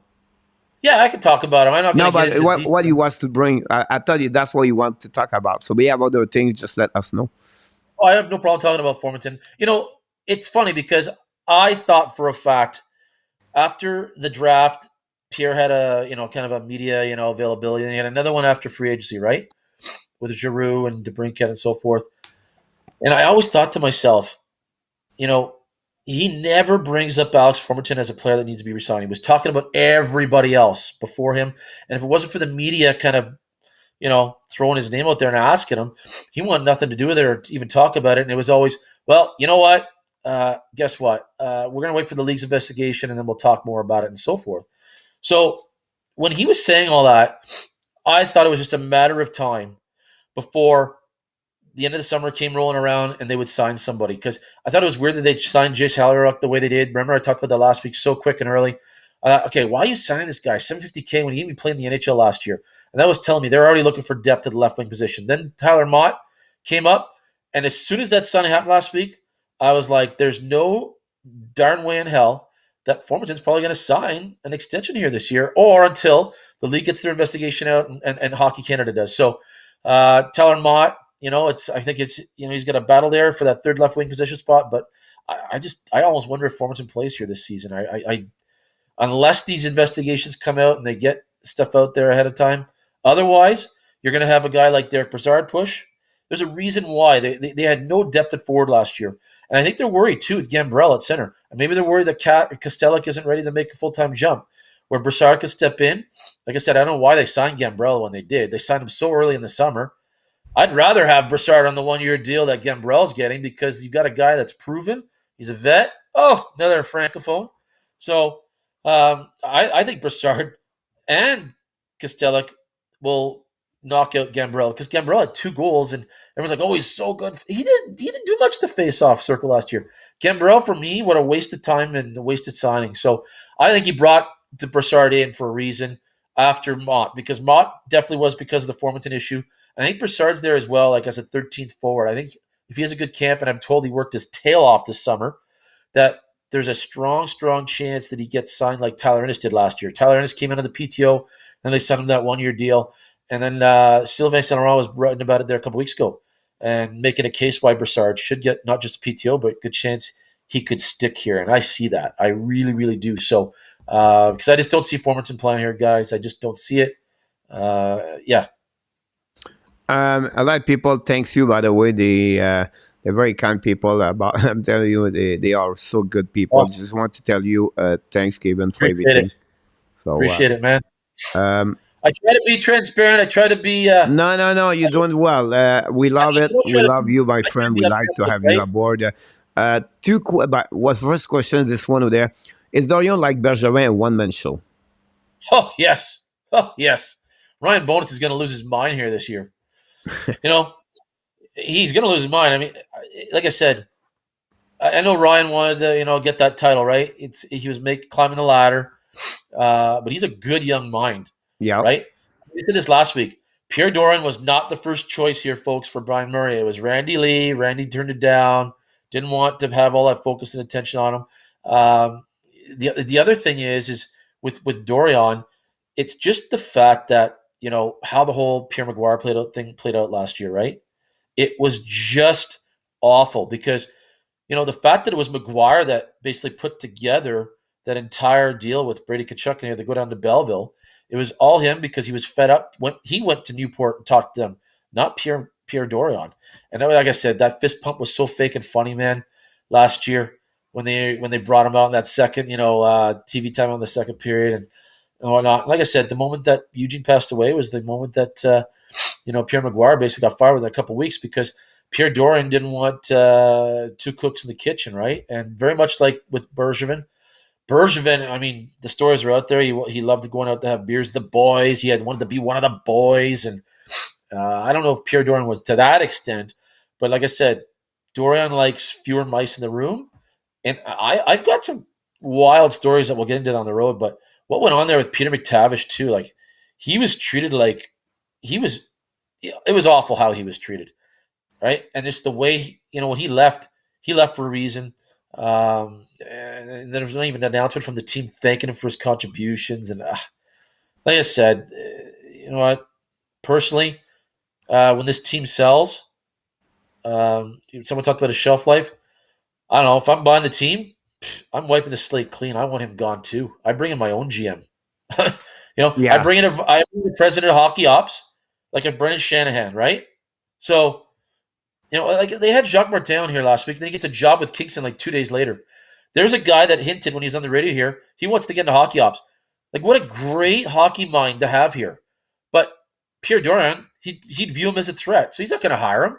But again, it goes back to why don't you upgrade your personnel? Why did you upgrade your coaching staff this summer when guys were available, right?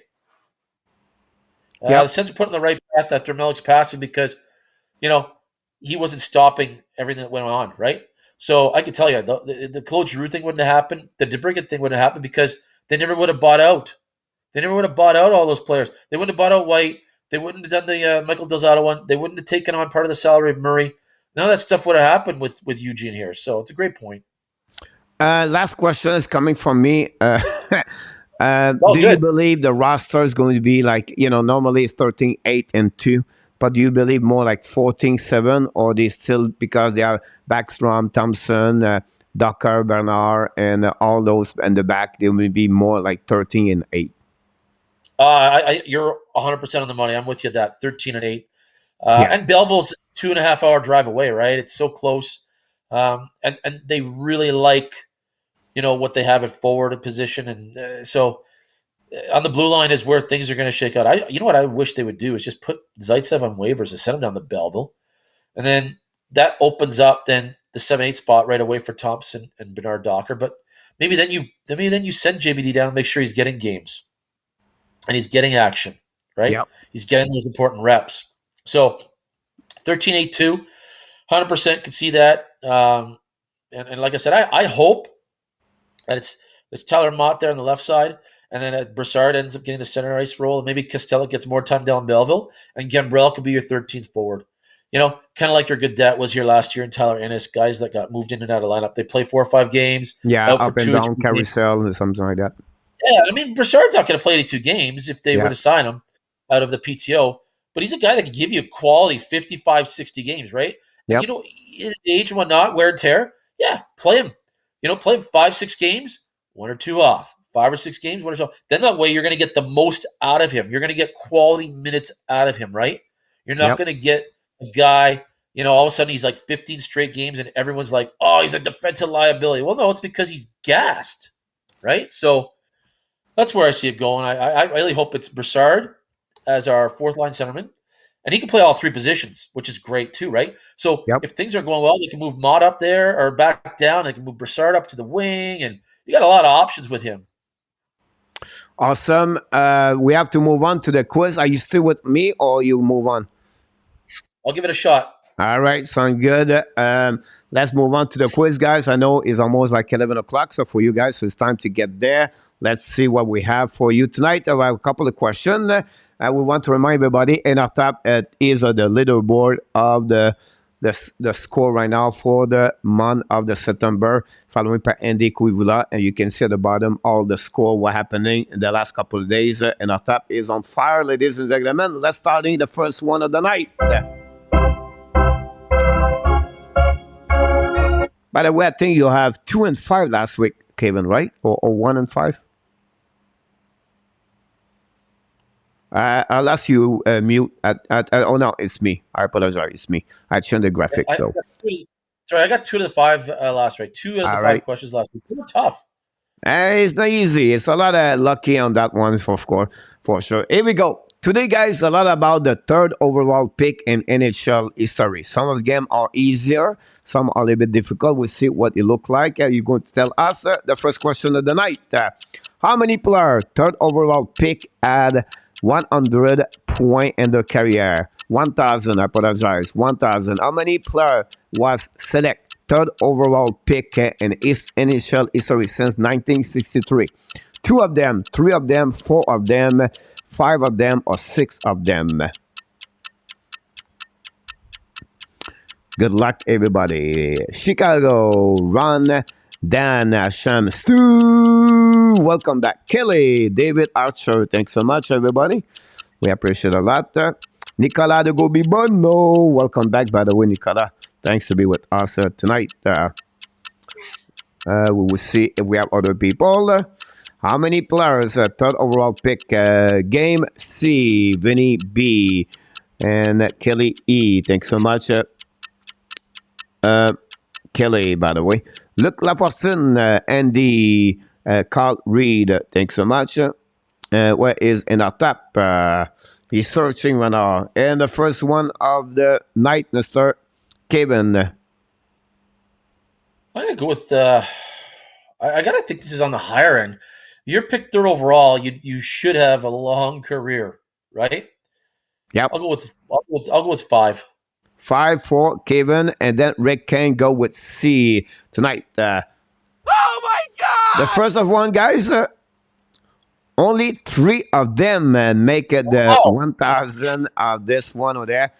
One of them is Denis Savard, by the way, by the Chicago Blackhawks. So I just want to share it with you. So the first answer is Andy in our tap. Vinny 007 take the lead after one question.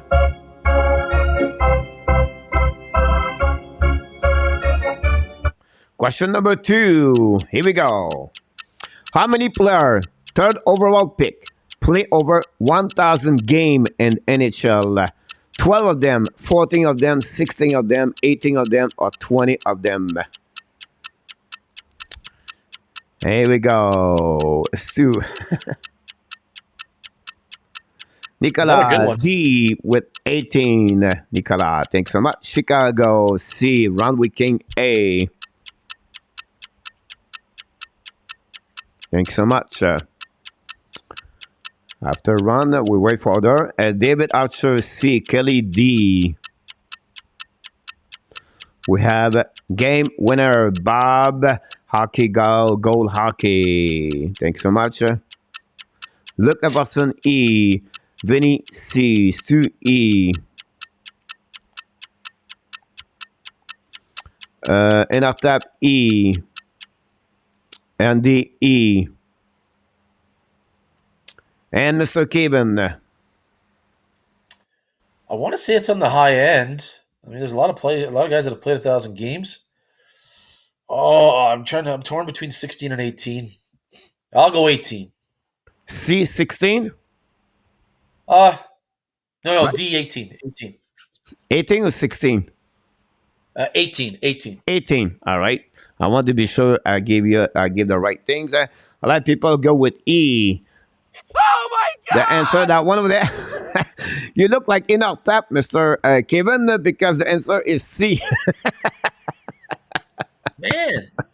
Off again by the answer, that one over there. Bobby got it. Cal Reed with David Archer, Chicago 97, and then Vinny is the only one have the two good answer that one. So congratulations, Vinny. You take the lead on that one over there. 16 player did that one over there. A little bit easier. Question number 3.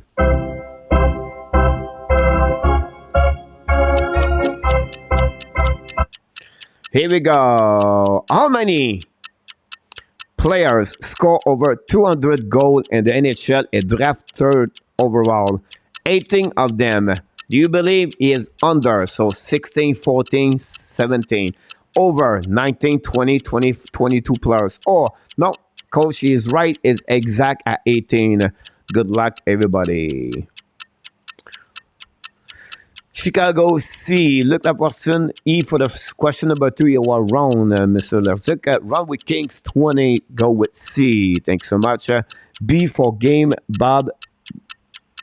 Thanks so much. The GWG. David Archer B. Thanks so much.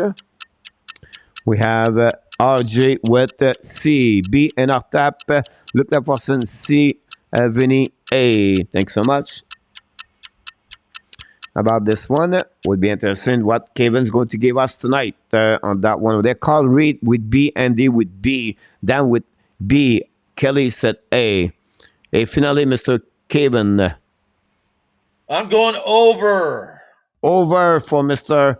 Kevin Francis, like Andy, like in our tap. Oh my God! The answer is under with 17 players did it with 200 gold, and the winner of this one, Vinny 007. Kelly is under the one, or the two on the two only one got an A on this one over there, and that's what we move on. Question number 4.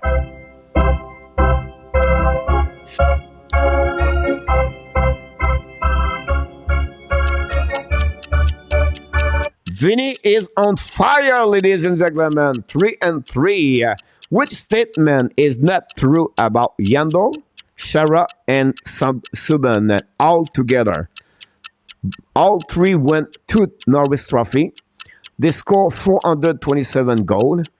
They've been 5 first-team All-Star appearances, 1,766 points altogether, and altogether 4-time second-team All-Star appearance. Which one of them is not true? Good luck, everybody. Look, your consistency, my friend. Thanks so much. Nicolas B, Luke A, Kelly E, Ron D, David D, Game B, Stu E, Chicago C. Thank you. That's easy. Look, RGE and our tap A. Thanks so much. And Vinny A. Andy A. Dan Asham A. A lot of A. Carl Reed E. Here we go. Mr. Kevin. Chara and Subban each won a Norris, so A's out for me. The 5 first-team All-Star appearances, I don't think Yandle would have ever had one. That's what I was trying to figure out, is how many did Chara have and how many did Subban have in their prime years, right? I think it's either C or D, so it's, for me, I'm tossing it up here. Let's go with C. 5 first-team All-Star 5 first-team All-Star appearance. Oh my God! Norris 2-time is right. 427 goal is right. 5 first team is right. 1,766 point is right. But did not participate 4-time, but 5-time second team All-Star appearance. The answer is E. And Cal Reed have a 2 good answer. Kelly have 2 good answer. And Vinny still at 3. Possible. If Vinny is wrong, Kelly or Cal Reed can win tonight. They are what we are. And we move on to the last question of the night.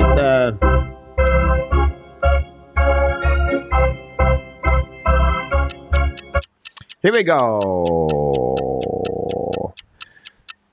Chara has 1 Norris, and in our tap, Subban have 1 Norris.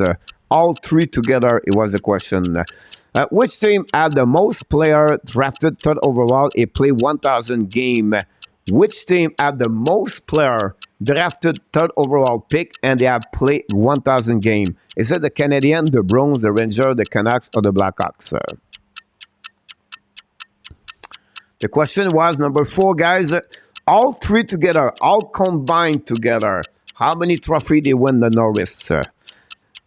Stu go with B, Ron with C, Dan with A, RG with C, Chicago with E, David A, Nicolas B, Game D. Thanks so much.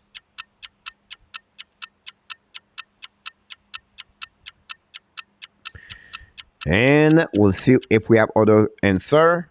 Carl Reed A, Vinny E. Look, the first said not fair.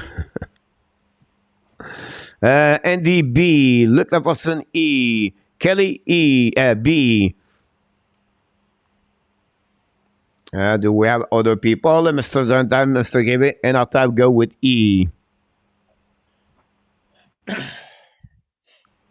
What your answer, Mr. Kevin? I'm gonna go Blackhawks. Montreal seems too obvious to me. I always worry when it's obvious, right? Yep. I'm gonna go Blackhawks. I'm gonna go Blackhawks.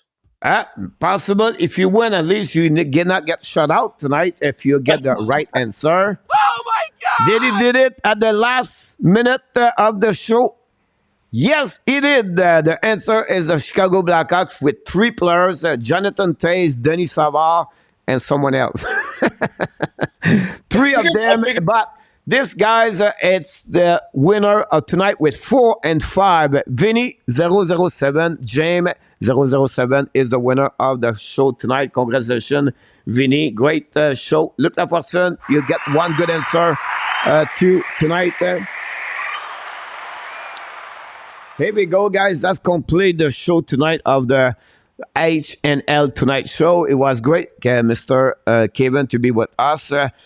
We really, really appreciate that. First of all, for me personally, because you make the channel better, because you come to visit us, but also with all the other people you bring to me, some other guests we're getting from you and Karen. We want to thank every one of you, both of you, for you helping the channel to get better and better. So thanks so much, Mr. Kevin. Oh, hey, my pleasure, and it's awesome. Those quizzes, man, make you think.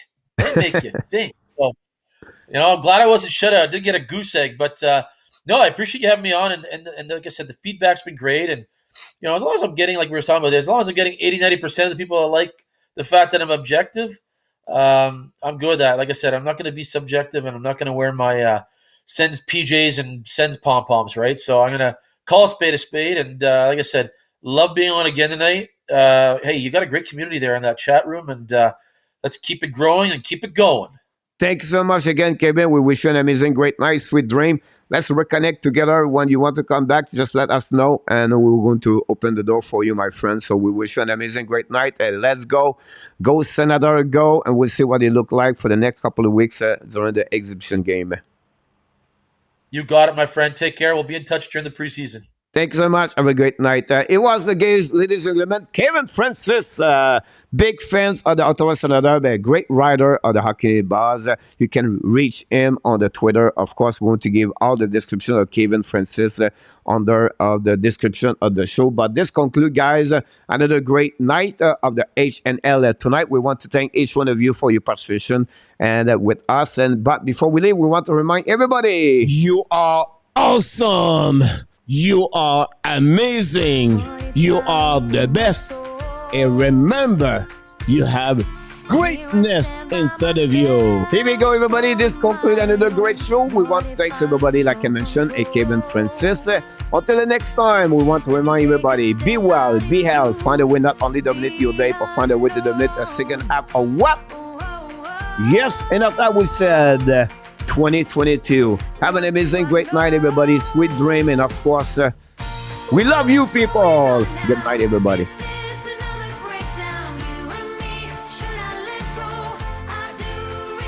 We want to take a time to remind to thank all the moderators of the Hockey National Show tonight. Danny T, Ron with 20, Kings 20, Jose Duarte, Luciano, Graziano, and our tap. Thanks so much. Marco Larabe, another panelist. Randy Walkman was back in the house tonight. Thanks so much, everybody, to be a part of the Hockey Nation Live show. all the supporters of the Hockey National Show, we want to thank you for your support. The both super chat, John Peter and Mark Zuck, thanks so much for the super chat tonight. This is the way you can help in the growing of the Hockey National Show channel. Stu, good night. Bobby, good night. Vinny, congratulations. Luciano, again, thank you. Kelly, I appreciate a lot again to be with us tonight. Dan Asham from Winnipeg Jet, thanks so much. Our best friend from l'Ange Gardien, notre ami Luc Lafortune. Salut mon homme, have an amazing great night, my friend. On s'est pas assigné à soir. David Arthur, have an amazing great night. We thank so much. Chicago Bear, Danny, welcome back, by the way. Thanks to be a part of the show tonight. We appreciate your help as the captain of the moderator. Thanks so much.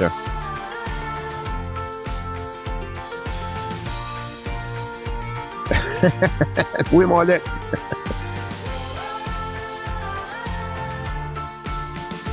You're welcome, Danny. Good job, everybody. We want to thank RJ Calabro, another great asset of the Hockey National Show. Without you, this would be impossible, RJ. So we want to thank you so much. And everybody else, if I don't mention your name, we apologize. But remember, you make us better every single day. Mr. Nabder, thanks so much.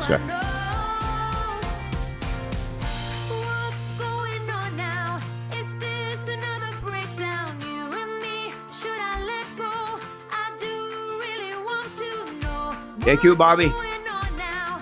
It's coming. Nicolas. Charles Olivier. Salut, mon homme.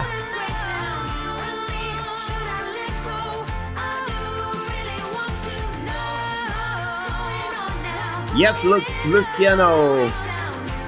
Here we go. Oh, oh, oh, oh, oh. Booyah!